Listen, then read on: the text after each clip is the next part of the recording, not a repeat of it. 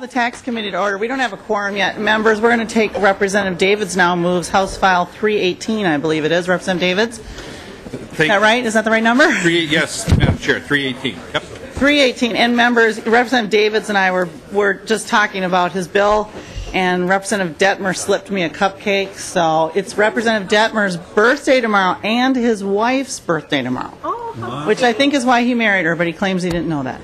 So anyway, he and his wife have their same birthday tomorrow. Representative Davids, please. Well, thank you, Madam Chair and members. I'll move House File 318, eventually be laid over for possible inclusion on omnibus bill. Members, what this bill does is this is federal conformity. It increases standard deduction for married filers, and this is tax year 13 and beyond.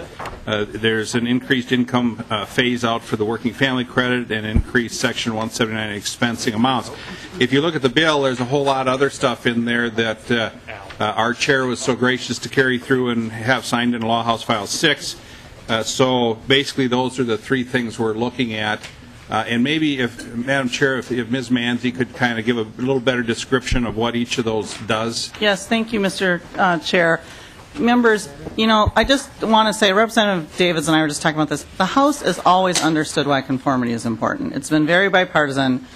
The former chair has pushed it, this one, back and forth, and it really is important, and members often don't understand that. And I think Ms. Manzi should also, you know, we should all recognize how hard Ms. Manzi works to make sure we're all on board with that. So, Ms. Manzi, if you can hit the highlights for us, for Representative Davids. Madam Chair, Representative Davids, and members of the committee, the bill that was already enacted this year, House File 6, which became Chapter 3, only addressed the federal law that was enacted in January with respect to tax year 12, for which people are now filing their returns.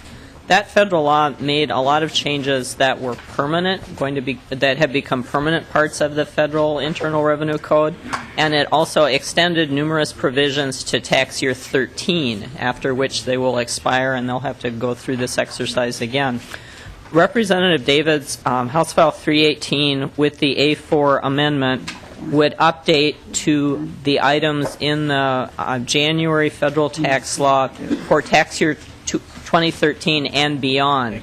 So it includes the three items that Representative Davids mentioned, which are some of the bigger items on the revenue estimate. The increase in the married joint standard deduction to be twice the size of the single standard deduction, which was made a permanent feature of the federal tax law in the January bill. The increased Section 179 expensing amounts, which the federal law extended only for tax years 12 and 13. So House File 6 did not conform to those for tax year 12. House File 318 would conform to those increased expensing amounts for tax year 13. After tax year 13, then the increased federal amounts drop down to their old level unless, of course, they're extended again. And then the other item that Representative Davids mentioned was the increase in the phase-out threshold for married filers under the federal earned income credit. And his bill contains increases in the phase-out threshold for the state's companion credit to the earned income credit, which is the working family credit. The federal law increased those phase-out thresholds by $5,000 for married joint filers for tax years 12 through 17, and then by $3,000 for married joint filers for tax year 18 and beyond. And House File 318 with the A4 amendment would match those increases. Now, those $5,000 and $3,000 amounts aren't really what it would be, because those both would be indexed for inflation from base years of either 2008 or 2009. But his bill would conform to that on an ongoing basis. In addition, if you look at either the estimate or the summary, there are numerous other provisions, many of them related to special categories of expensing and depreciation, that were extended either to tax year 13 or made permanent. And House File 318 would conform on all of those items. Many of those items we discussed in the hearings on House File 6, and unless you'd like me to go through them one by one, I'm think I'll skip that, Madam Chair. and Representative Representative Davids is Davids. shaking his head no, but Representative Davids, we have quorum. So did you want to move your A4? Thank you, Madam Chair. I'll move House File 318. Madam Chair, I'll move the A4 amendment, which has, the bill's been described as if that was already in there. Discussion to the amendment. All those in favor say aye. Aye. Opposed say nay. The A4 is adopted. Representative Davids.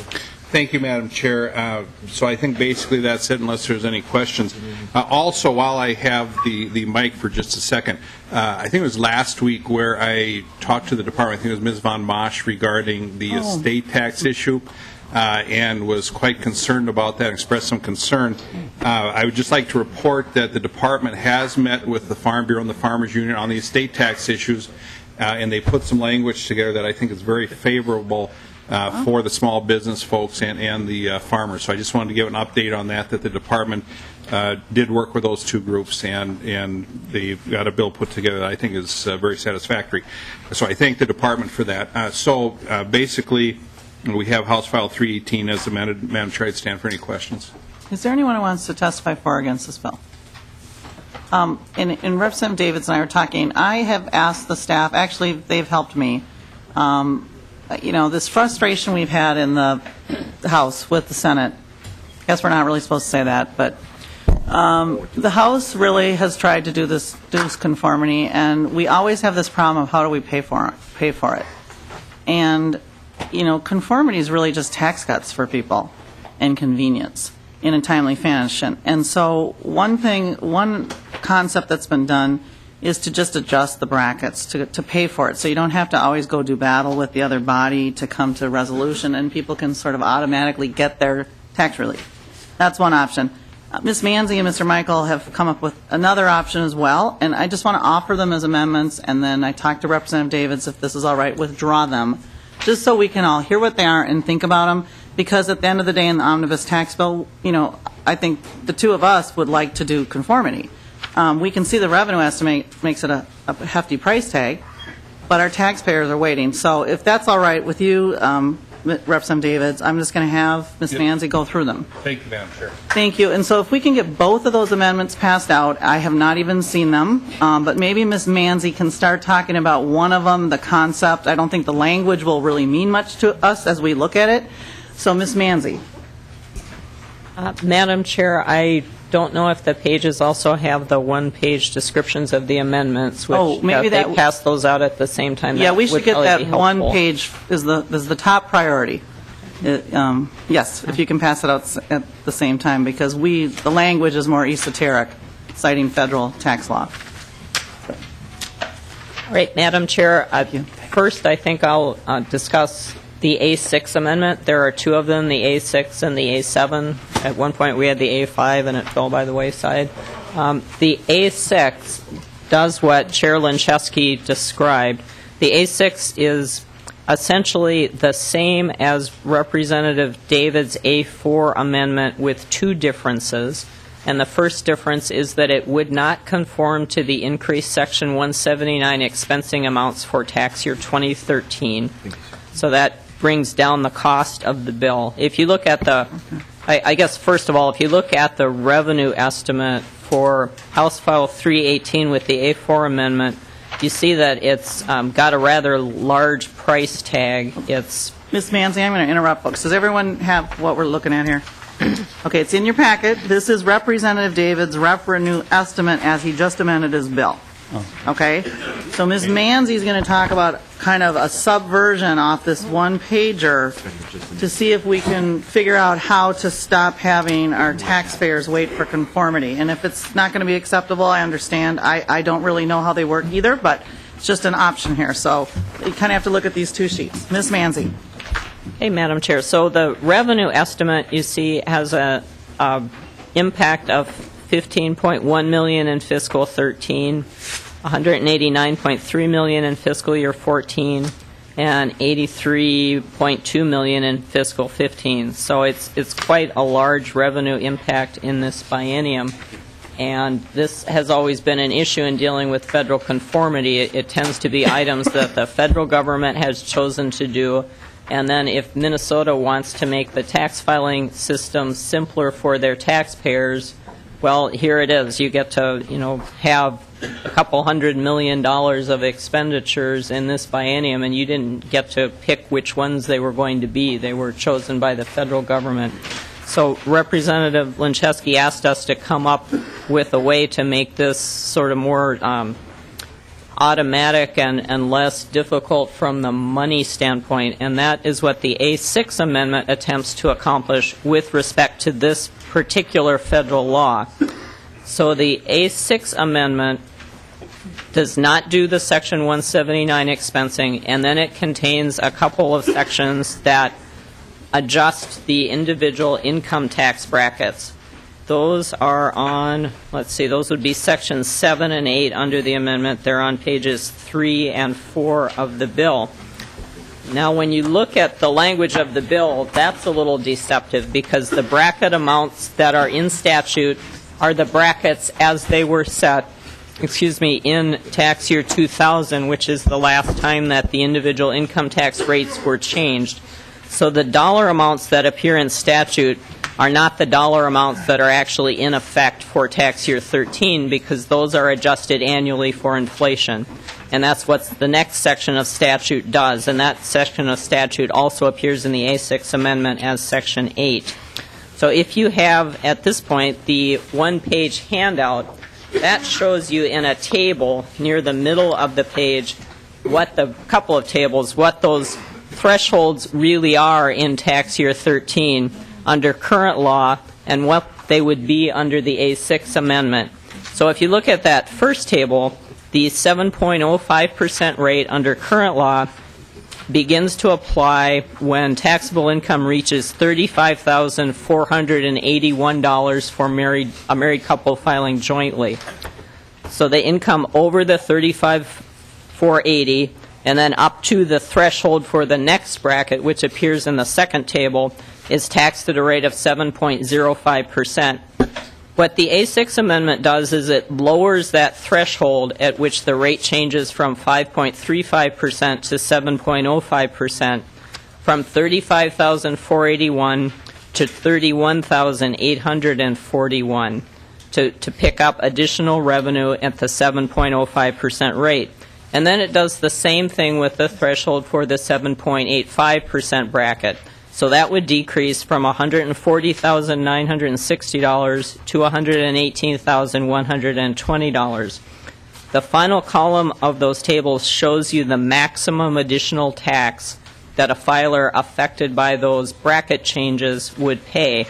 So a married couple filing jointly who had taxable income of $140,960 or higher would pay a total increase of first the $67 that would be at 7.05% instead of being at 5.35%, and then $183 that would be at 7.85% instead of being at 7.05%.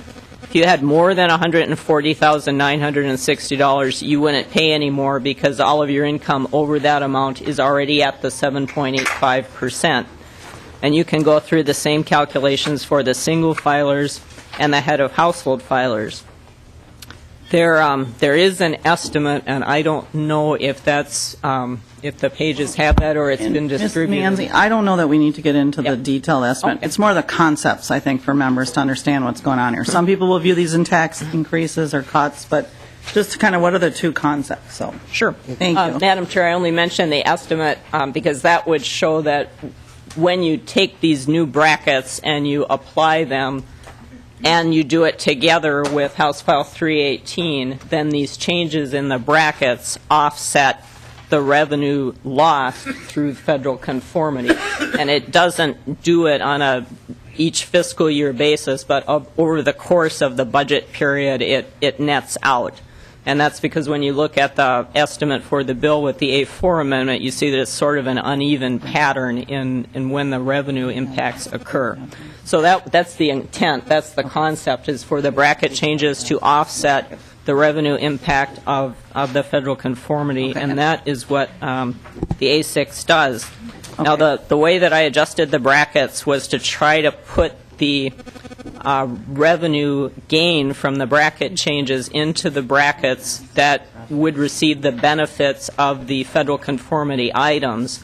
And I went through those and sort of tried to do a ballpark of where those would fall, and it comes out that about 2/3 of the revenue gain would fall on the lowering of the threshold for the 7.05% bracket, and then 1/3 would fall on the lowering of the threshold for the 7.85% bracket. Okay. So I'm going to move the A6. We're considering it now. I intend to withdraw it, okay, but just so people can think about this a little bit. Representative Davids. Thank you, Madam Chair. If I could, I would like to respectfully correct Ms. Manzi on one point where she said that the numbers for 13, 14, 15, 16, 17 were quite large. I'm trying to get this thing passed, so I'm going to consider them a rounding error. A rounding error.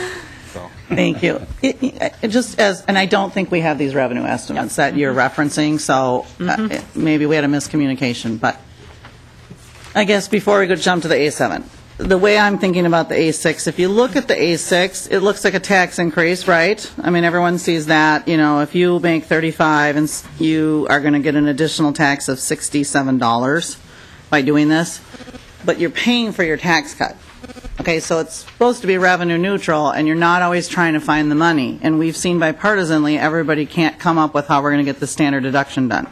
So I think, is that a fair analysis of kind of what I'm trying to do here? I think both parties can game this. The rhetoric is certainly there if people want to use it. That's a built-in tax increase, or that's a built-in tax cut. And that's the point. They're supposed to cancel each other out. Representative Davids? Well, thank you, Madam Chair. Just so I have it clear, the sheet shows that it's up $67 and up $183 on married joint. But I'm kind of confused here. Where are we finding that we have a lowering of the tax burden because of the conformity? Your bill. My The base tax bill cuts. itself. It would pay for your bill. Madam Chair and Ms. Manzi, where are those numbers? Because we want to offset the increase showing the decrease. Representative Davids. Trying to sell this thing. Yeah, no, and I, maybe we don't want to do this, but Representative Davids, that's exactly right. I think that's the revenue estimate she's looking for that we don't have. Ms. Manzi. Madam Chair, Representative Davids, I don't think that's exactly the revenue estimate. I think what you're asking for is something I can attempt to provide you with, but I don't have it right now. But I think what you're asking for is some information on how much of the total tax increase under the bracket changes is borne by filers at different income ranges. So an income distribution of the tax increase, and then an income distribution of the tax decrease under the conformity items such as the married standard deduction and so forth. And that I do not have, but I can prepare something like that for some of the major conformity items.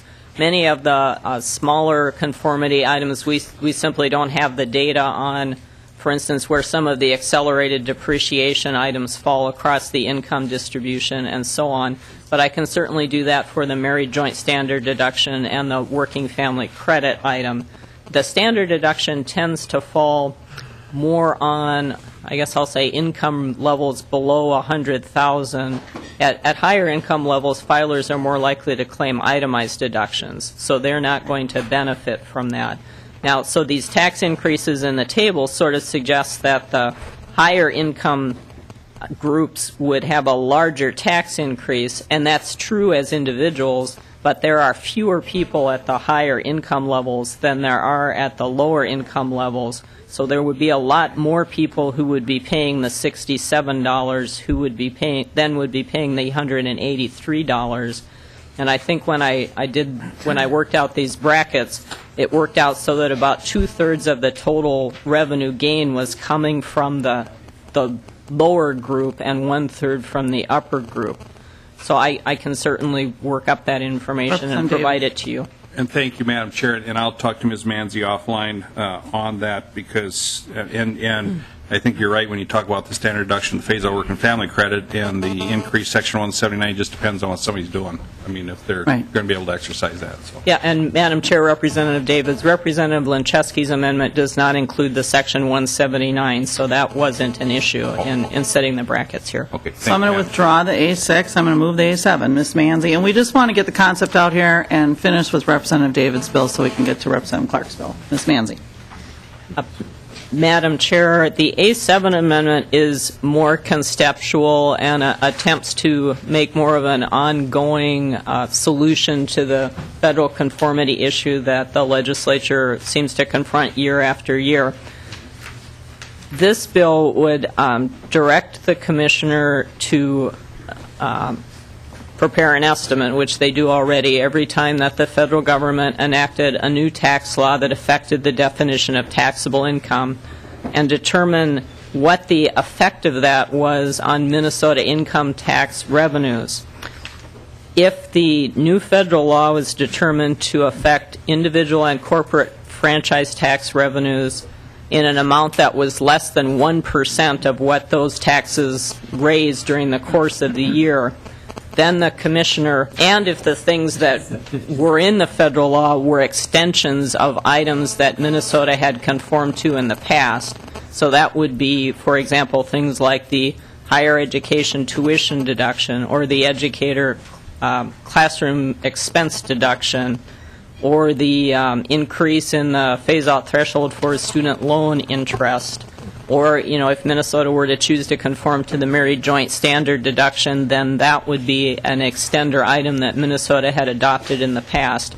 So if the federal government were to enact a bill after you all had adjourned your session in May, or within a couple of weeks of adjournment, so they would do something, say, in October, and they would do it for this tax year. So this October, they would enact something for tax year 13.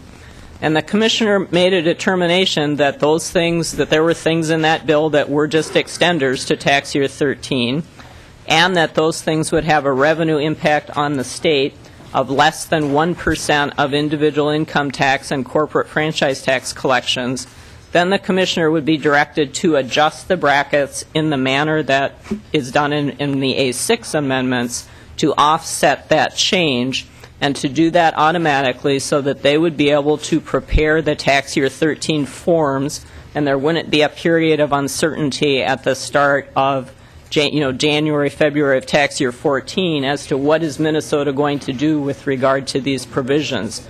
Can I file my return? Are we going to conform? Are we not going to conform? So this would only apply if those extenders had a relatively small, in the grand picture of things, effect on our revenues, and it would simplify things for taxpayers and for tax administration. I think that's the big picture. There's more details I could go into if people have questions. Just Representative Davids, the way I just heard the A7 and think about it is, it sounds kind of to me, and I'm just wondering how the committee feels, a little bit like, partially I feel halfway we're kind of giving our power to the commissioner to make that call or to follow what previous law has said, so that feels like we're giving up some authority. The flip side of that, there are extenders that the legislature has passed, and we just did kind of the A7 in that we were all working hard to get that House file of yours and mine passed pre-forecast, because the forecast just paid for that bill. That's what just happened. That $18.5 million in tax cuts, by making the deadline, the governor signing it, the forecast came out, that's been paid for, and it was built in. So I hear that part of it too. So I'll withdraw the A7. Representative David's thoughts on any of these, and I know we all probably need more detail and more work. Well, Madam Chair, I want to thank you, first of all, for coming to me before the hearing here with these ideas. I'd like to study them a lot more, but they're kind of intriguing to me, and we'll take a look at it. And I do want to thank you for your work on House File 6, because, like you said, with the forecast now, it just took care of itself. So that's a good thing, because we did it in time. So thank you, Madam Chair, for hearing these. Your work for the exact same bill. So questions before we go off to Representative Clark. Representative Loeffler. Thank you, Madam Chair, and I think these are intriguing, but I just want to make sure that I'm thinking about the differences correctly. And Ms. Manzi, if I understood you correctly, on the A6 amendment, in deciding how much to put, putting 2/3 on the lower bracket and 1/3 on the higher bracket, you said you tried to I think if I understood you right, that you tried to kind of relate it to who would get the benefit of these particular conformities. Is that correct? Ms. Manzi. Madam Chair, Representative Loeffler, that's correct. And that's one of the things that I liked about the A6 that I didn't see reflected in the A7, which is that it would be equally applied even if the provision might more benefit the higher one, or a different provision might more affect the people in the lower bracket. And I'm wondering if we might want to think about trying to take that policy from the A6 and see if we might apply it to the A7 in some way. Okay. Thank you for that idea. Representative Liebling? And then Representative Runbeck. Representative Liebling. Well, thanks, Madam Chair. And I just wanted to step back a little second on all of this and just sort of ask the question, the bigger question, which I think you're raising with these amendments, which is sort of what are the costs and benefits to Minnesota of conforming? Mm-hmm.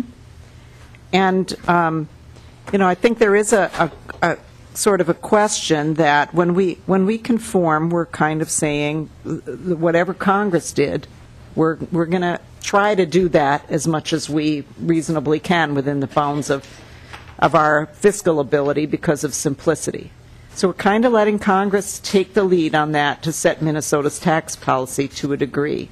And then I think, of course, the benefit that our taxpayers get from that, not only do they get some or all of the tax cuts that Congress passed, but they also get some simplicity in that. So as we get into how we might change this to make it all smoother and more automatic, in a sense, I'd like to step even back from that and say, as technology is changing and people do their taxes differently now, and I don't know the answer, but I think it would be worth really looking at how confusing is it? How necessary is conformity now when people do a lot of this online?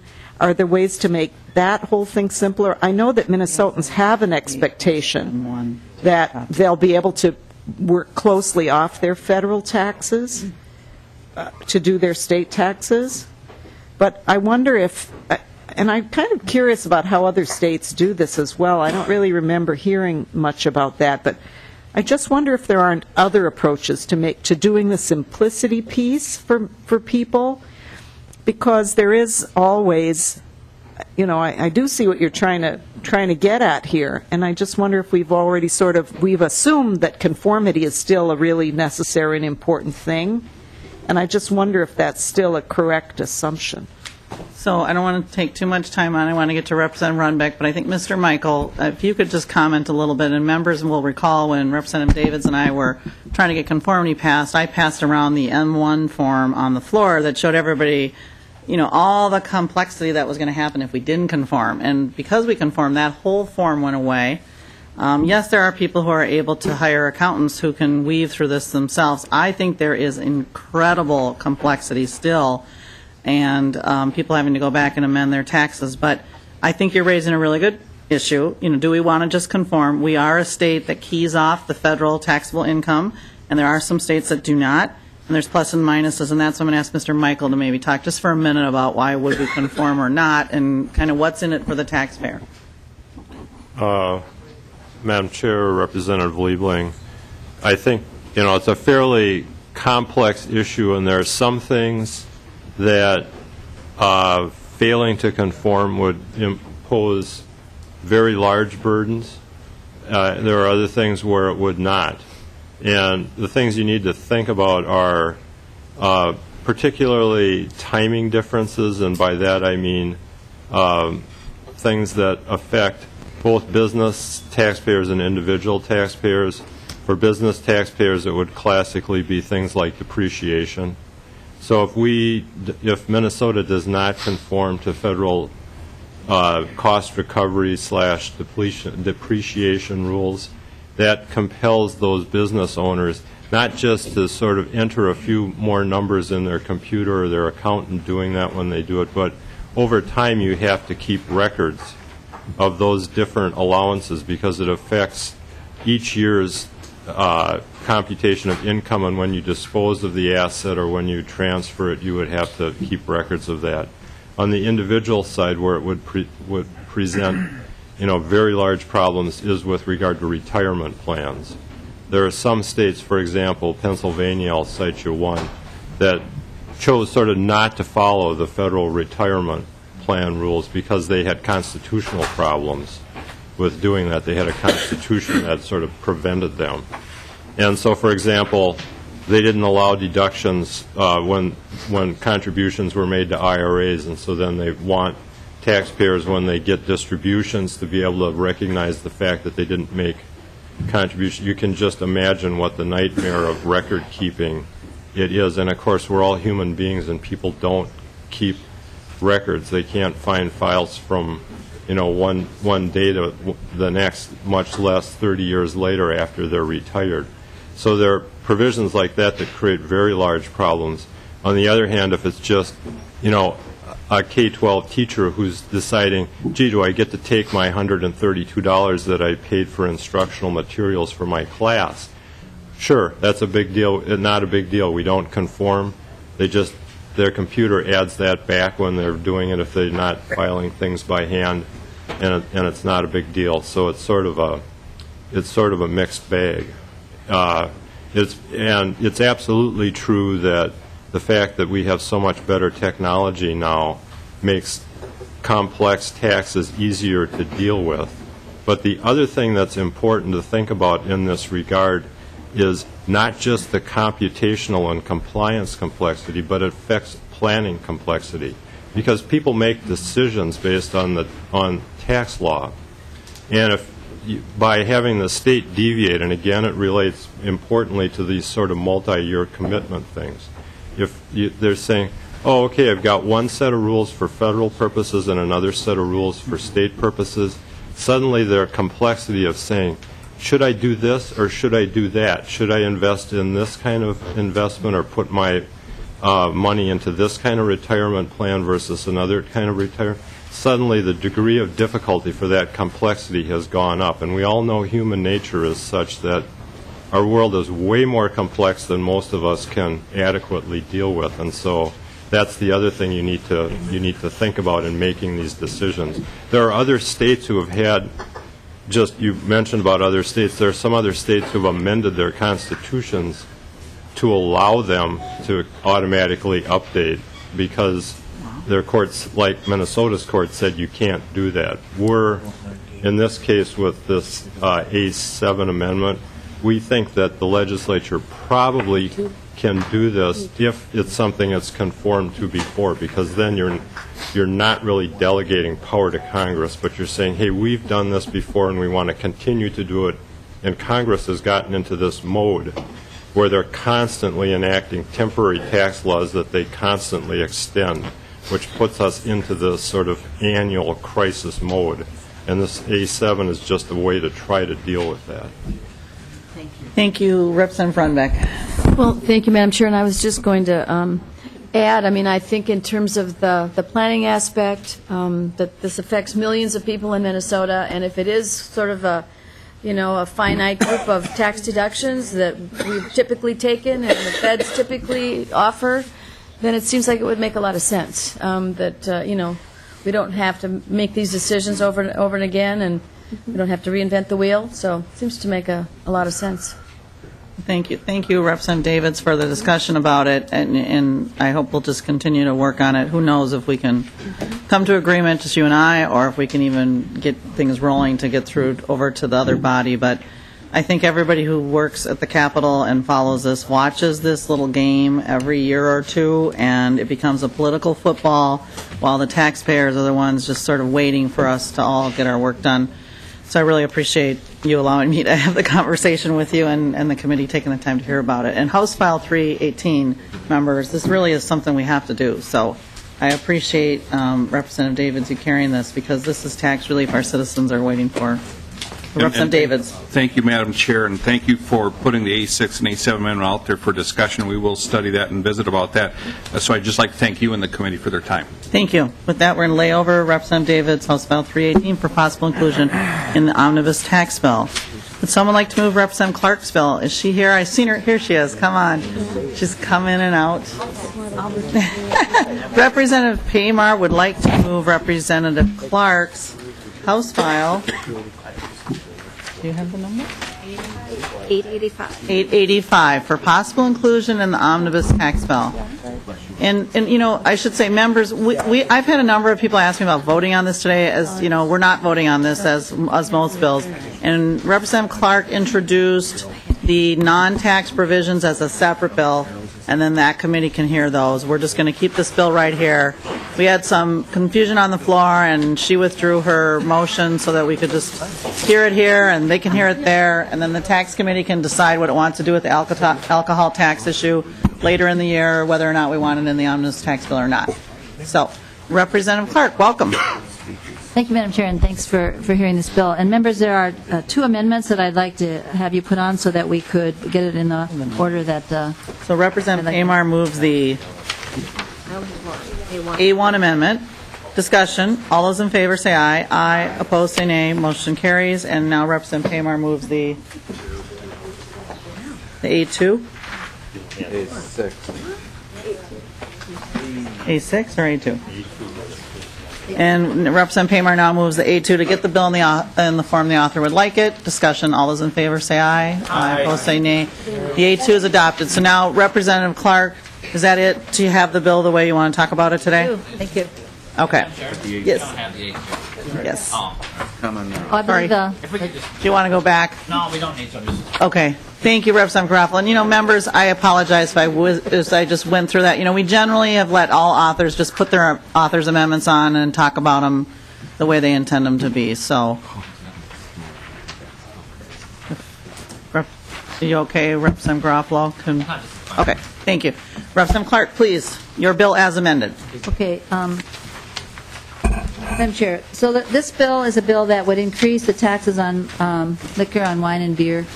And it's described here in the amendments. I think we make it pretty clear. And you're getting a document that tells you what this bill actually, in the end, will do. We're trying to address a problem of alcohol tax right now not paying anything like the cost to the society that we have. We're talking about public safety costs, health care costs, costs that relate to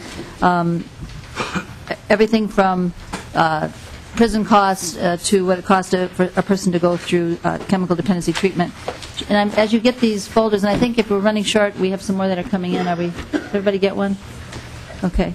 We're talking about raising about $200 million and saving about $1 billion with the proposal that we have before you. $1 billion related to alcohol costs. And as I mentioned, it's a whole realm of things. You can look at the bill. It deals with law enforcement costs, everything from DWI accidents to costs to the courts, going through the diversion programs, treatment, and making sure that we have programs in place that help people with their chemical dependency. It includes everything from the costs that are related to child protection, to sober high schools and colleges, the health and human services costs. And the document you have goes through the return on the investment, and you can see that it's very substantial. I'm going to ask to have some witnesses testify, Madam Chair, who will go through some of this. Please. And then you'll be able to look at it. And if you have questions, I think hopefully these documents will help you. Just look at the cover page for one thing, though, to get something really clear. What we're talking about with this particular bill is that we are increasing the cost per drink on a beer 3.5 cents, the cost per drink on wine about 9 cents, and the cost per drink on hard liquor $1. That's what results in about a $200 million, it's actually $190 million, I believe, increase in revenue. And as I mentioned, that's up against a cost of at least $1 billion, maybe I've heard numbers 1.4, 1.6 that were being cost by alcohol costs. So I'm going to start with, let's see, Carol Fikowski. I'll ask her to come down first. Please. Please, welcome. And we may want another chair if the pages can pull one over so more of Representative Clark's testifiers can join us. No, you stay right there, madam. We would love to hear from you. Okay. Give us your testimony. We just want to queue up someone else with you. Oh, okay, good. Well, I want the better chair. Oh, okay. Well, we like you. That was all about getting a better chair. I get it. Okay. Thank you. Please. What did I do to it? All right, thank you very much. My name is Carol Falkowski. I am here today representing Drug Abuse Dialogues, which is an educational organization that I founded after I retired from 25 years in state government last fall. And the last 2 years, I was director of the State Alcohol and Drug Abuse Agency at the Department of Human Services, and for the past 2 years was working with other state agencies to develop Minnesota's first ever state substance abuse strategy. This was based on the idea that it's been estimated that any state's budget, about 15% of any state's budget, comes from the costs associated with drug and alcohol abuse, although it doesn't appear as a line item in any particular state agency. But overall, that is the estimate. So realizing that there would be responding to this multifaceted far reach of substance abuse extends beyond the purview of any single state agency, I worked with multiple state agencies over the course of the last 2 years to come up with Minnesota's first ever state substance abuse strategy. It's estimated in Minnesota that the annual cost of alcohol use alone is over $5 billion. And this cost is 17 times greater than the amount that tax revenue that's collected from the sale of alcohol. This state strategy, and I'm just going to talk briefly about it, outlines a blueprint for the future so that no matter what else state agencies are doing about drug and alcohol abuse, they can do what is contained in this strategy. And along those lines about strengthening prevention efforts within and across communities and preventing substance abuse before it happens, it recommends to increase efforts to enact statewide policies to reduce underage drinking by evaluating the appropriate level of alcohol excise tax, and that's what this bill has done. Numerous studies indicate that raising alcohol taxes are an effective method of deterring and reducing youth alcohol use, of reducing alcohol-related motor vehicle accident mortality and morbidity, and reducing other collateral consequences associated with excessive drinking, including alcohol-related violence. It reduces demand and consumption, and consequently the carnage and the costs related to drinking. Now, in some states, alcohol taxes flow into the state's general revenue funds. However, some states have earmarked alcohol tax revenue specifically to combat alcohol problems through treatment, prevention, and law enforcement.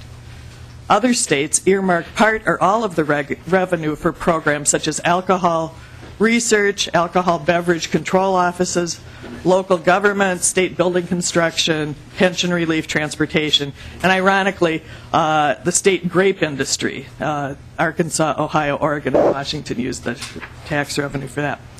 An alcohol excise tax increase in New Mexico generated about $15 million annually in new revenue. About a third of this went toward alcohol prevention and treatment activities at the local level. Arizona earmarks more than a third of its liquor tax revenue for state corrections funds. Approximately the same percentage of Michigan's revenue from liquor taxes go to convention promotion and an equal share dedicated to school aid. Idaho, Nevada, New Jersey, Ohio, and Texas are among the states that provide a portion of alcohol revenues for alcohol education and prevention programs. So again, the idea of having dedicated funds that are dedicated purposes that are funded by alcohol tax is not unprecedented. Again, I just want to reiterate that the costs of alcohol exceed by far the tax revenue, and just let you know that this is sound public policy that other states have used to offset the public costs attributable to alcohol use, which are quite wide and dispersed among all levels of government here as well as in every state. Thank you so much. And Representative Clark, if we can go through all your testifiers before we take questions, if folks can stay around, I think that'd be easier. Thank you. Thank you. Thank you very much. Thank you, Madam Chair. Next, I'd like to ask Oda Zanders to come forward. Please. Maybe you want to have a... Yeah, Do we have a that'd couple be people great. up here? Yeah, sure. Okay, That's and great. following that, Lieutenant Hildreth. Great. Thank you. Welcome. Good afternoon, Madam Chair. My name is Otis Sanders. I certainly serve as the CEO at Ujamaa Place. UJAMA is a small nonprofit organization that provides reentry as well as transformation service for young African American men between 18 and 30 years old. Prior to taking on this job, I served 35 years with the state of Minnesota in the one agency, Department of Corrections. During my 35 years with corrections, I worked approximately 15 years with juvenile offenders at Red Wing and the other 20 with adult offenders at various adult facilities. During my 35 years with the agency, we experienced unprecedented growth in our prison population. Our stats will show you that alcohol and drug abuse were major contributors to this unprecedented increase in our prison population. The numerous things that were done prior as well as post-incarceration. During that stay, the prison system implemented several drug treatment programs. We have stats to show you that there was significant decrease in our recidivism in terms of reincarceration as well as reconviction for those that got treated. Unfortunately, only 1/3 of Minnesota inmates received treatment. So we're releasing 2/3 that didn't receive this treatment. This bill is proposing diversion of funds for prior incarceration and post-incarceration we truly support. During my time that I spent after retirement to serve in several nonprofit organizations like UJAMA that provide these services to prevent some of the issues that we have, especially with our youth. We well know that alcohol as well as drug is gateway or segues to crime in our community and all the medical effect that it has as well.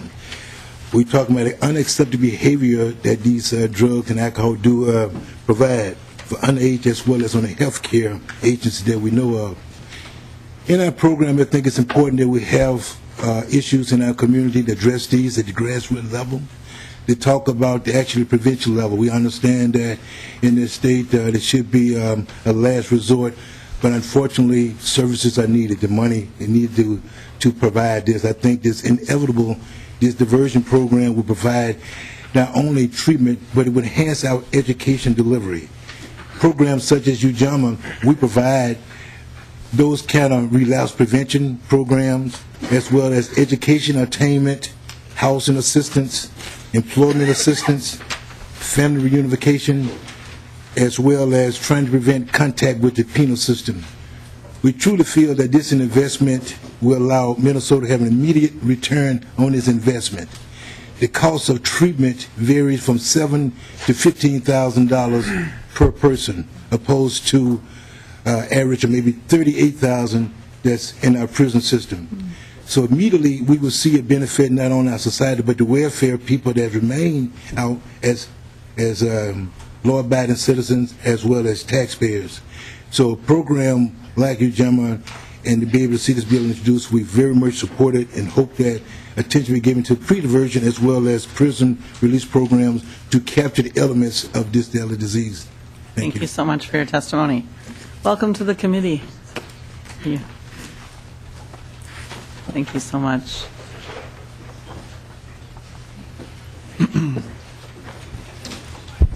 Good afternoon, Madam Chair and members of the committee.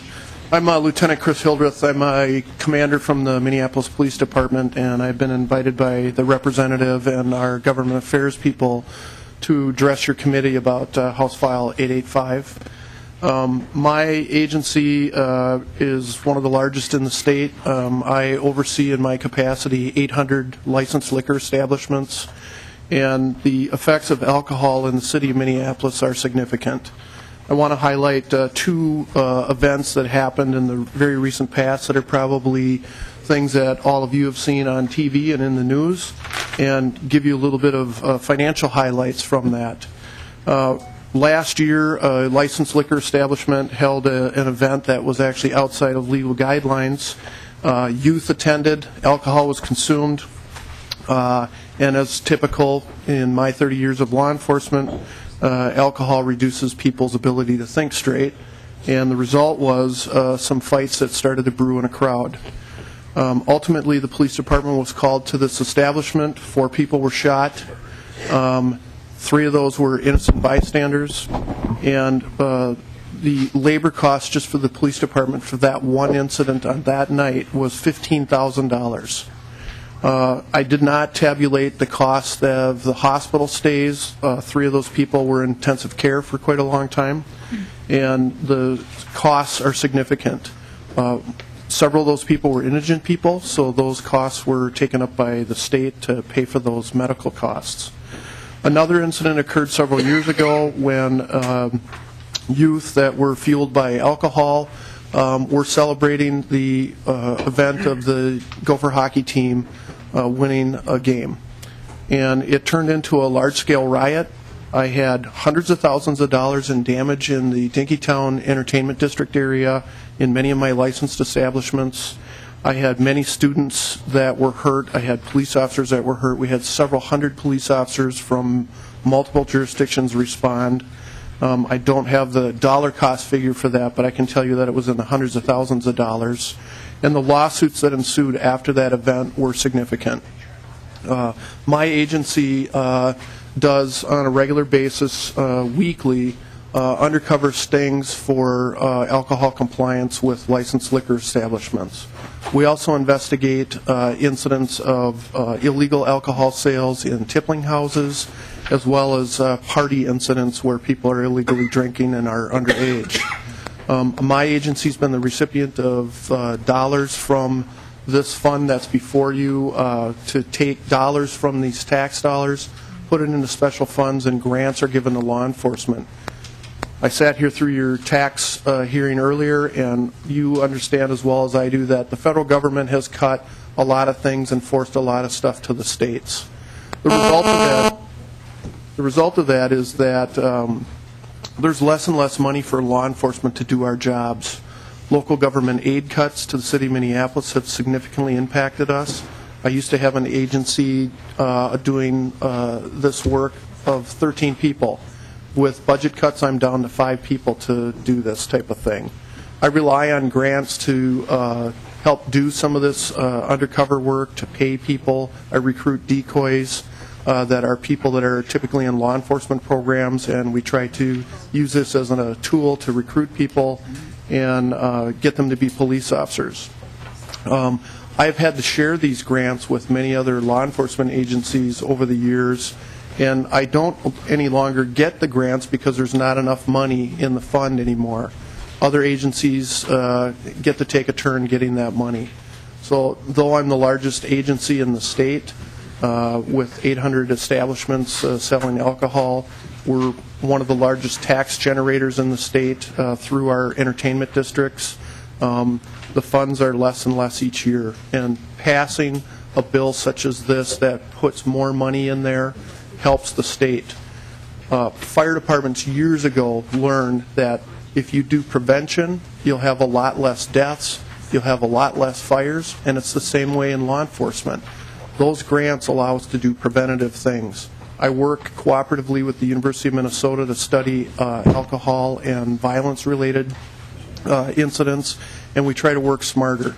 I also work with the other member that testified here today, Carol Falkowski, getting grants from the agencies at the state to do preventative things.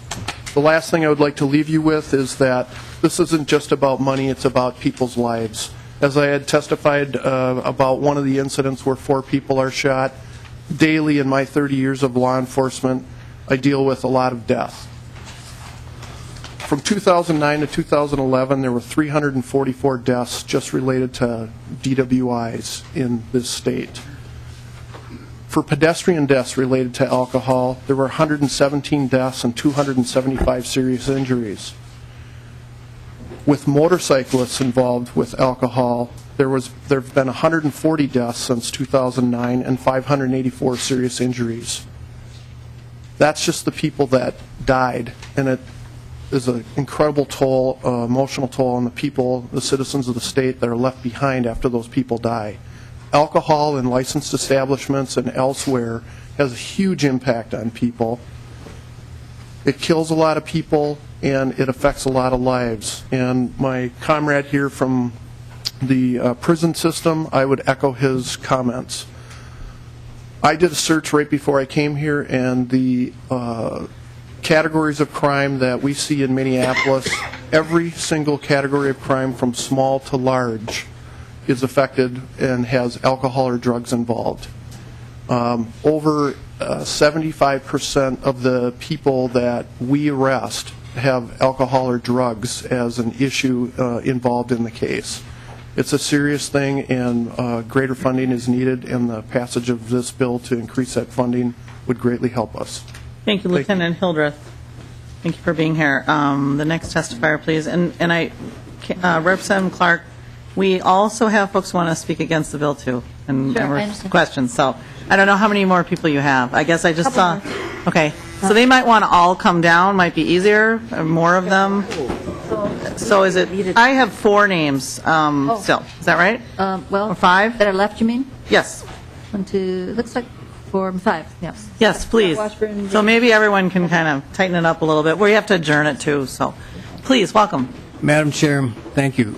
Members of the committee, my name is Dan Kane. I'm the president of a social service agency that provides substance abuse treatment, correctional services, electronic monitoring, drug testing, housing, among other services. I'm here to testify in favor of House File 885. There are many reasons to pass this bill, which I'll go into some of them, but for me, the question is, why wasn't this done before, and why is it so modest? Taxes are the state's way of paying for services. And in the case of alcohol, studies suggest that nearly 80% of the alcohol that's consumed is done by some 20% or less of the people that drink. So if we were to use creative linguistics, as we have in the past, we could argue that this isn't a tax at all, but prepayment for treatment and the other services used or necessitated by the abuse of alcohol. In fact, if we were to measure the societal, individual, and collateral damage from alcohol abuse against the impact of other drugs which are illegal, we'd probably outlaw its use altogether, which we all know isn't going to happen. Minnesota, up until some 2 decades ago, was the nation's leader in treatment for addiction. Originally, under Governor Carlson, that began to change and has continued ever since. In 1991, treatment rates were frozen for 2 years in an attempt to aid in balancing the state budget. They were frozen again under the previous governor, and many programs have never recovered.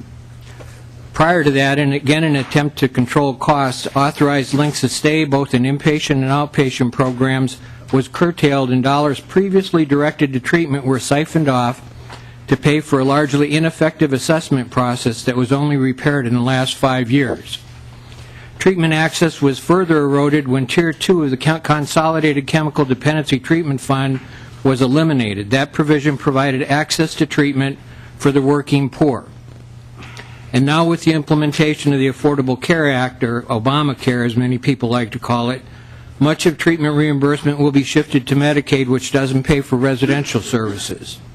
Any effort to preserve and enhance access to and payment for these services is crucial.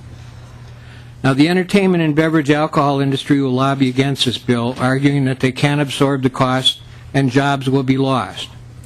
A closer look will reveal that alcohol sales, and compared to other commodities, have enjoyed a ridiculously low inflation rate. For example, when I stopped drinking in 1968, and I realize several of you probably weren't even born then, a 24-unit case of beer went for around $4. Today, that same case of beer, depending on brand, goes for between $14 and $20. There are certainly exceptions for craft beers and some of the other specialty lagers, but compared to other commodities, gasoline in 1968 cost 30 cents a gallon. Bread was a quarter. A candy bar was 10 cents. A bottle of soda was 10 cents with a 3-cent deposit for the bottle. The argument for cost in comparison to the inflation on all other commodities is ridiculous. Also in 1968, a pack of cigarettes was 29 cents, and that was for Marlboros, not for some off-brand. Today, that pack of cigarettes can cost as much as $5. Unlike some other products, the increase in cigarette prices was due to significantly increased taxes, considerably larger than the increases that are being proposed today. The result is many of us who smoked in 1968 don't do so in 2013. And more importantly, far fewer young people start to smoke at all. And most among us consider that to be a good thing.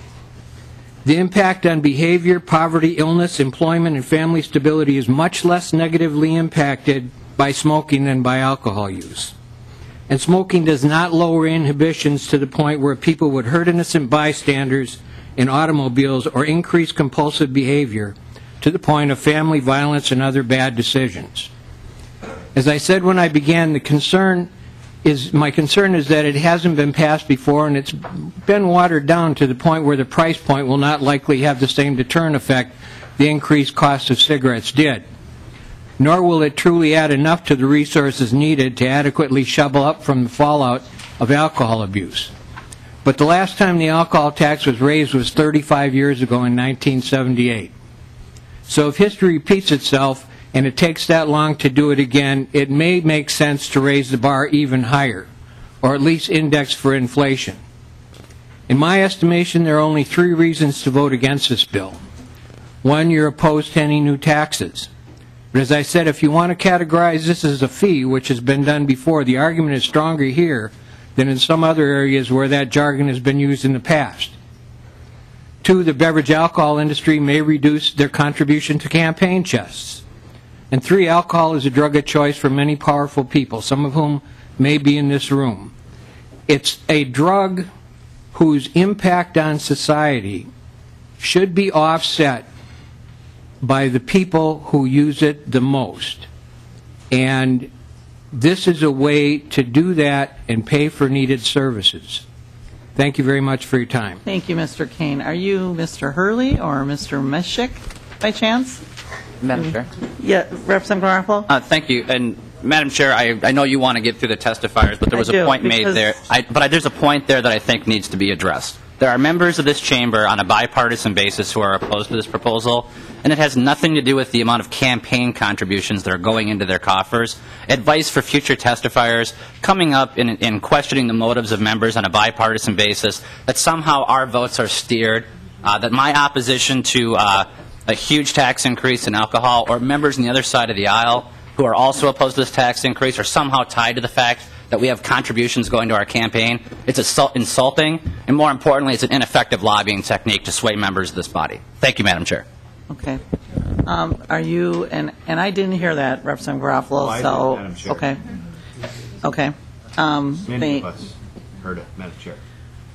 Are you Mr. Hurley or Mr. Mishek? I'm not either, but I'm on a list, Madam Chair, for me. Okay, please, and we're going to run out of time, so if people can make their comments a little shorter, because we got to let the opponents talk too. Welcome. Thank you, Madam Chair, and members of the committee. I intended to do that. My name is Calvin Sari. I am the legislative liaison for the Minnesota Corrections Association. Oh. We are the largest of the many correctional organizations that there are in the state, and MCA is one of the organizations that has had this particular bill on its legislative agenda for many, many years. And every time this bill has come forward, we have been here to support that effort. I'm not going to give you a lot of statistics as the others have. I know time is short. We simply wanted to go on record is that we are in total support of this legislation. Obviously, our people representing probation officers, correctional administrators, the program vendors from throughout the state are obviously impacted by the need for funding to provide good sound correctional programming in the state of Minnesota. And we thank Representative Clark for bringing this bill forward, and we urge your support. Thank you. Thank you, Mr. Sori, I think is how you pronounce it, and I appreciate you being here. Others, please come forward. Please, you can just start talking, ma'am. You've got the microphone. Go right ahead while they figure out what's going on behind you. Thank you. Good afternoon, Madam Chairperson and members of this committee. Thank you for the opportunity to speak on behalf of this proposed bill creating an alcohol, health, and judicial impact fund. My name is Nell Hurley.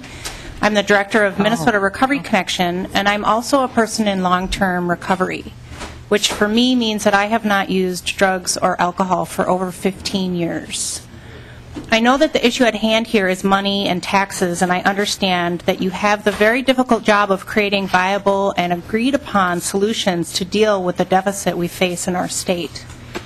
But I wanted to come before you today to remind you what happens when we allow for prevention, treatment, and recovery support, all things that could be made possible through the provision of an alcohol tax. What happens is what happened to me. I was very sick as a young person in my 20s, but because I was treated for my illness, I went from someone who took resources from society through hospital visits, involvement in the criminal justice system, missed days at work, even property damage, to a person who got well. My recovery started with treatment many years ago and continues on a daily basis all these years later. What's important to recognize is that since being in recovery, I have not once visited a hospital emergency room. I have not compromised the safety of myself or others by driving drunk. I've not provided drugs to others or alcohol to minors. I've not been arrested. I've not been incarcerated. I've not lost my faculties or my rights. And I've not missed a single day of work due to a hangover. Instead, I obtained a master's degree on a full scholarship from the University of St. Thomas in St. Paul. I quit smoking and became a 5-time marathon finisher. I'm a full-time productive employee for a local nonprofit organization, and I'm 3/4 of the way through my second graduate program, this time at Hamline University in St. Paul, where I'm earning a master's degree in nonprofit management. I vote, I pay taxes, I contribute to Social Security. I'm an engaged, attentive, loving mother to my 8-year-old son, Jasper, who's never once seen me under the influence or hungover. I'm almost done. So what does my story have to do with the alcohol tax? Well, a lot, actually. I was an underage drinker during high school. I graduated in 1987, which is the last year that the alcohol tax was raised. I think Dan Kane said it was 1978, but it was 1987, the year that I graduated from high school. When I was in high school, a cup at a keg party was $2. Well, I did my research this past week, and I was told by current high school students at the same high school that I went to in St. Paul that the cost of a cup at a keg party today is, quote, about $3. Raising taxes on alcohol is an effective form of prevention. It is a deterrent, a lesson we've learned with tobacco. Raising the long overdue alcohol tax could also generate revenue to provide treatment and recovery support for consumers who need help, people like me. And raising the tax would, as has already been pointed out, shift the financial burden to the heaviest consumers who cost the most money to society, so it brings with it accountability. It is simply bad policy to ignore a viable opportunity to address the most serious health problem affecting all taxpayers in this state. It is also unconscionable to ignore the fact that the alcohol lobby has not acted in the best interest of all citizens by blocking previous efforts to modestly raise taxes on the use of a substance that causes so many problems that all of us end up paying for anyway. I urge this committee to give this bill due consideration and to consider using some of the funds generated from a tax increase on alcohol to address issues related to alcoholism, such as covering costs for treatment, detox, recovery high schools, and other costs related to the continuum of care. Thank you for your testimony. Others, please, if you could join us. We really don't want to have 2 hearings on this, folks, so we're going to have to kind of move it along, or we're going to have 2 hearings on this. Madam Chair. Yes, thank you. Okay, and esteemed representatives, thank you so much for inviting us to be here. And my name is Scott Washburn, and I am the Assistant Director of the Step Up program at Augsburg College. And we are very privileged to have the largest recovery community of college students living together on a college campus in the country, right here in Minnesota. We have over 80 students who are in recovery from alcohol and drug addiction, who are going to school, who are staying sober, who are finding ways to be successful. And I brought one with me who is going to testify together with me. But real quickly, briefly, my background is I have over 25 years experience as a clinician working with adolescents, specializing in substance abuse and mental health disorders. I've worked for the Hazelden Foundation for a number of years. I've worked for mental health agencies. I also spent nearly a decade working at Minnetonka High School in the West Metro as their chemical health person. So I've done treatment, inpatient, outpatient, prevention, early intervention, the whole continuum throughout my career. And what I'm here to say, folks, is a couple of things briefly. Number one, the reality of underage drinking is, it continues to be with us, and it continues to be a very real risk that I think we need to pay attention to. Because we know from the research from the Minnesota Student Survey that 40% of 12th graders report drinking in the last 30 days. We also know that almost, it looks like 24% of 12th graders are binge drinking. And why is that a concern? Well, we know adolescents respond differently to alcohol. They're at higher risk. The brain responds differently. You know, consequently, a lot can happen that way. But what I want to highlight is the efficacy, the effectiveness of treatment. What we know from research is that adolescents who go to treatment, get help, and complete that treatment, they actually do well. They actually recover. But what we know about adolescents is they require more than just a 28-day focused treatment. They require a strong supportive system of aftercare, and recovery schools is one of the ways to do it. What we see at Augsburg in our program, what Texas Tech, who has a collegiate recovery program, see, over 90% of our students stay sober. Over 90%. That is huge, huge. And so I want to give some time to Mr. Chadwick so that he can share some of his own personal testimony. Thank you. Welcome, Mr. Chadwick. Thank you. You're welcome. My name is James Chadwick, and I'm a senior psychology student at Augsburg College, and I'm a member of the Step Up program, and I'm an alcoholic. And alcoholism is a disease, just like cancer or diabetes. It doesn't get a lot of the same treatment because of some of the stigma and moral implications. But it is a disease, and I'm here to attest to the fact that I could not have gotten sober and stayed in recovery. I just celebrated 18 months on Valentine's Day without the help of state-run programs. I went to treatment twice. I'm, as I said, a member of the Step Up program, and I now intern at Alliance Academy Sober High School, where I get to work with other kids in recovery, and that to me is hugely rewarding. So I used to be a drain on society. I used to be part of a lot of the costs to the government, but now I feel that I'm contributing. And I don't think I could do that without help from other programs. So this is really important to me, and thanks for your time. Thank you for being here, Mr. Chadwick, and congratulations to you that things are working out for you now. We have Ms. Yes? Just about done. I think I'm going to ask these two. I think this is our last two. Okay. Folks, and they've asked to be brief, and they're going to give more of their written testimony, so Great. be a condensed and we'd version. like you to all stay because we want the opponents to speak too, and then we can ask everyone questions. So welcome. Are you Ms. Lunt by chance? Yes, please. Thank you.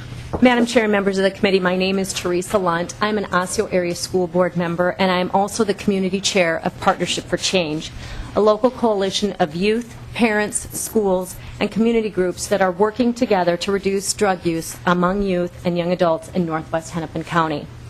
The coalition's focus is changing the community environment that leads to youth substance use by identifying and implementing strategies that will affect and change community attitudes, perceptions, norms, and beliefs around alcohol and other drugs. Partnership for Change was organized in 2008 after staff members from the trauma department at North Memorial Medical Center noticed an alarming trend in the number of young patients being seen at the hospital with alcohol-related injuries. The number of patients was increasing, and their average blood alcohol content level was 0.12. By being a part of this coalition, I've learned there's a comprehensive approach to changing the environment that leads to underage alcohol use. Schools and parents can do their parts to protect our children from the dangers of underage alcohol use, but there is more that can be done.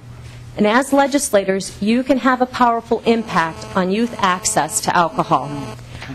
You've heard from others the research that shows alcohol excise tax increases reduce consumption by problem drinkers, and most importantly, by our youth. Another thing that I would like to bring to your attention is that schools bear a brunt of the academic, social, and economic consequences of student use. Most of these costs fall back on local city and county governments and school districts. We've learned that while combating tobacco use, youth are price sensitive, and increasing the excise tax will reduce use.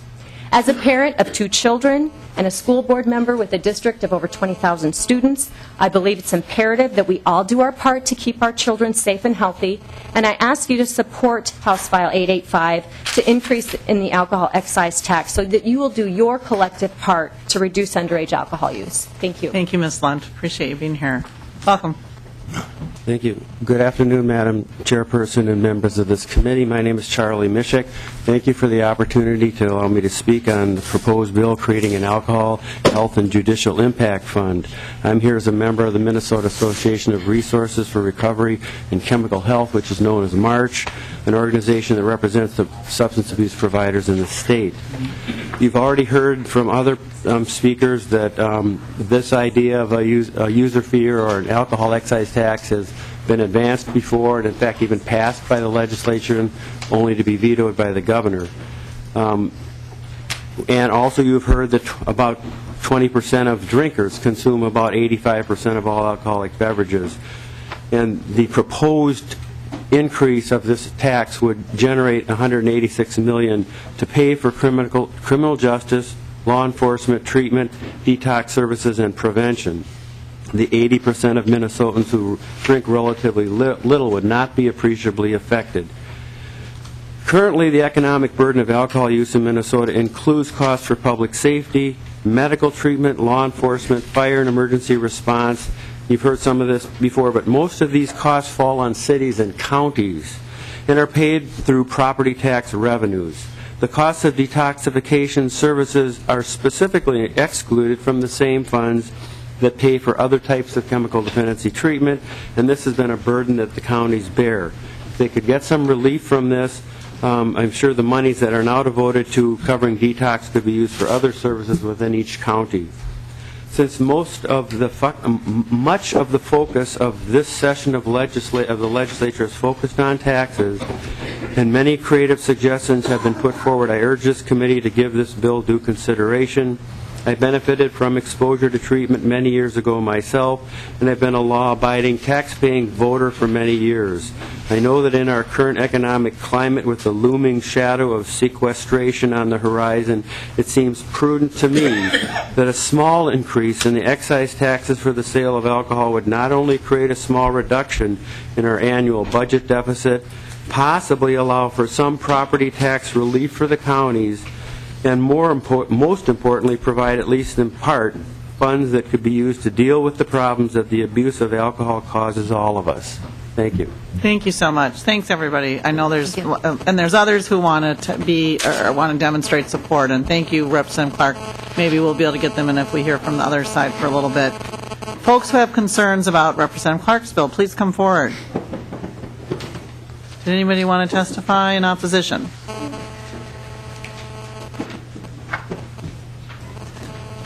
In opposition? Yes, please. Okay.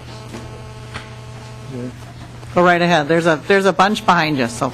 Okay. I guess I've got to kind of lean over here. Madam Chair, committee, thank you very much for allowing me to speak to you today about this taxation issue. My name is John Falconer. I'm the owner and operator of Falconer Vineyards Winery and Nursery in Minnesota, Red Wing, Minnesota. And what I want to talk about is what this can do to our industry. We're producers, and we're small. Minnesota farm wine industry is still fairly small, but growing, and it would certainly destroy our growth. I was the 13th winery 10 years ago. There are 66 now. There are between 800 and 900 grape growers in Minnesota. Other than ethanol, it's one of the top expanding agricultural businesses, industries in the state. Kind of under the radar, but it's really expanding. By having an addition in excise tax is the wrong way to handle these issues. The people testifying, I certainly laud them for what they are doing, for what they're working on. It must be very hard working in those fields. And it's a big societal problem. But by doing it through an excise tax on producers, it'll end up lowering what your tax intake will be, because we'll just have to stop making a lot of things. So where's your gain? The tax proposed, like on our Frontenac port, which won the first annual Minnesota's Governor's Cup. It's been an international gold medal winner. Yes, we can compete on the international marketplace. The proposed increase in tax on that would be equal to $3 a bottle. Well, I can tell you that kills my sales outside Minnesota. I mean, if you're taxing all of them in Minnesota, that's fine, but I'm not going to be able to sell it to another state. I'm not going to be able to export it. Excise taxes damage manufacturers no matter what field you're in. They were started primarily 100 years ago when there weren't that many industries that could develop a tax, and they stayed on the books. The way to do a tax like that is find another method, and I would propose one, and everybody would probably go, yuck, you know. But right now we have to collect 3.75% sales tax when we sell. So already extra money from the sale of that goes to wherever the state wants to use it, whether it wants to use it for these purposes that we've been hearing or others. Certainly that would be an avenue. It would be definitely a larger reach. But doing it through two producers and an industry that the state has supported growth in. They've funded the development for 30-some years in developing cold, hardy, winter-hardy grapes that are high quality. They're grown throughout the world now. Even China's putting in thousands and thousands of acres of them. So let's not stop an industry. Let's not kill one of our new growth agricultural industries. Thank you, Mr. Faulkner. Mr. Bagnoli, please. Madam Chair, if members of the committee, Joe Bagnoli, on behalf of the Minnesota Licensed Beverage, if I might, there's 8 people that we're going to testify here. You have about 8 minutes. We have at least one person from out of town. I would defer to him if we're going to come back. Are we? You know, we'll see how far we go. Let's just keep going for now and see where we get to. We want to be fair in this, so please, there's someone in the chair, so who's ever in the chair, please start talking. And meanwhile, you can figure out the next person. Okay. Thank you. Thank you, Madam Chair. Edward Reynoso. I'm Political Director for Teamsters Joint Council 32. I'm going to be as quick as I can with this. I commend you for the great job that this committee did last night. 5 hours of testimony was phenomenal, and you guys did a phenomenal job. But I just want to warn you, we're really going to test you on this one, because I heard there's 90 people signed up to also testify for the tax for the governor's budget. Right. We've actually convinced them all to testify in opposition to this bill, and they're right outside. They're all in the hallway. They're all outside in the hallway. Well, we'll definitely give you a second hearing if there's 90 people out there, please. So, nonetheless, we represent 62,000 members in the state of Minnesota, active and retired Teamsters in the state of Minnesota. We represent over 1,000 members specifically in the liquor industry. I got to tell you, though, across the country, we represent over 50,000 workers just in the beer industry and the liquor industry. In many cases, we make the beer, we transport the beer, we warehouse the beer, and then we deliver it to these stores. And in some cases, we actually represent Teamsters and municipal liquor stores. So as you can expect, we have a lot of members in the liquor industry. Early on, let me preface by saying I highly respect Representative Clark, and I consider her a great friend. We had early conversation about this bill, and I never say no to a bill prior to seeing it. I think it's to formulate an opinion on a bill, you have to see it. But I got to tell you, once I've seen the bill, there's no way and no manner in which we could support this bill in the manner it's written now. The spirit of the bill, I want to preface also by saying our organization by no means is opposed to addressing the misuse and abuse of alcohol. We believe it's a good thing to address, but we believe it needs to be a conversation amongst the industry, the stakeholders, the advocacy groups, and labor to find a resolve on ways to address the problem in this society with misuse and abuse of alcohol. Our concern, main concern, is the fact that this is a potential loss of jobs. We've seen in the past when in other states and across this country when taxes have been raised on liquor products, the loss of revenue that these employers had, the loss of products sold, which in turn created the loss of permanently lost jobs. That's one of our main concerns. The impact of this bill in the current form in which it's written, we feel could potentially lose those jobs. We support the initiative, the idea of coming forward and addressing these issues. But again, we offer opposition to the bill and the way it's written for the potential loss of jobs. Thank you. Okay. Madam Chair. We want to hear from just a moment, from the last person who's from out of town. We are going to continue the hearing because it's just not fair to have not everyone get hurt. So we're going to take your testimony. Can we just see a show of hands of folks who still want to testify in opposition to the bill? Okay, quite a few, and let us, we'll get your names and stuff after. Were there others who wanted to testify for the bill that felt that like they were getting hurried up and had more to say? Okay, so we'll want to come back. We're looking right now at March 6th or 7th is kind of how we think it might be. Representative Clark has sent me a note, and I've asked her. I think we're going to have another hearing, as Mr. Bagnoli was mentioning. So if that's all right, we would like to take your testimony because you won't be back. And then we'll continue this hearing, and then members can ask all kinds of questions. And I guess you won't be here, but Mr. Bagnoli, I'm sure, can cover for you. Madam Chair? Yes, Representative Anderson. I actually have a question for the last testifier, and I'm just worried that, as we continue this down the road, I won't have an opportunity to ask him. It's just a quick clarification that if he can get me the information later on, that would be helpful. Okay, sure. If you want to just say it into the microphone, Sure. then we can get it, because this gentleman has to leave. Yeah, I'm just, if you can get me some information on the tax increase that we have here, how many jobs you would be able to have under that tax increase amount, how many jobs equals that amount. If you could get that to me via email, that'd be great. And thank you. We'll certainly look to supply you that. I know we have, this gentleman is actually, I believe, is going to talk on behalf of the last time there was a big increase in taxes, how many jobs that actually cost the industry itself. So it's probably some good information. So we're going to get an answer right now. Welcome, please. Thanks. My name's Ted Powers with Anheuser-Busch, and I wanted to just touch on the regressivity, but I'll mention the job loss. DRI McGraw-Hill, the econometric firm, did a study when federal beer excise tax was doubled in 1991, and that did result in about 30,000 lost jobs, a little more than that, but that was the econometric analysis at that time. I wanted to touch on regressivity as well, because a study analyzing the consumer expenditure survey of the Bureau of Labor Statistics finds that roughly half of the beer is purchased by families with incomes less than $50,000.